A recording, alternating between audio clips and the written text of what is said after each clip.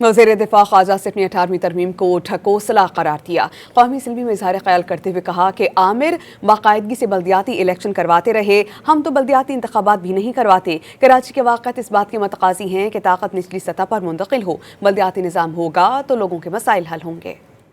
18वीं तरमीम जो है वो एक ढकोसला साबित हुआ है। सारे इख्तियारात जो है मुर्तकिज हो गए हैं जाके सूबाई दारुल हुकूमतों में। अगर हमने वाकई पाकिस्तान के अवाम की नुमाइंदगी करनी है तो पहले उनको गली मोहल्ले में नुमाइंदगी दें। जब तक गली मोहल्ले में नुमाइंदगी नहीं होगी, ना फायर ब्रिगेड होगा, फिर मिनिस्ट्री ऑफ डिफेंस का फायर ब्रिगेड आके जो है वो आग बुझाएगा, नेवी का डिफेंस फायर ब्रिगेड आग बुझाएगा, वहां पे एविएशन का फायर ब्रिगेड आके बुझाएगा, फिर जो है म्युनिसिपैलिटी का या कारपोरेशन का जो है या लोकल गवर्नमेंट का ना वजूद है और ना बुझाने का कोई इंतजाम। ये एक खतरे की घंटी बजी है, कुछ होश के नाखून लेने चाहिए। जब तक आप पाकिस्तान की 25 करोड़ आवाम को एम्पावर नहीं करेंगे तब तक ये हाउस जो है ये मीनिंगलेस होगा। Sorry for saying that. Karachi में जो वाकयात हो रहे हैं वो इस बात के मुतकाजी हैं कि वहां पे भी, लाहौर में भी, पेशावर में भी, कोयटा में भी एक इफेक्टिव सिस्टम इवॉल्व होना चाहिए। एकदम ज़रीफ़ी क्या है कि पाकिस्तान में जब भी मिलिट्री डिक्टेटर आए उन्होंने लोकल गवर्नमेंट जो है इंट्रोड्यूस की और एम्पावर्ड लोकल गवर्नमेंट इंट्रोड्यूस की।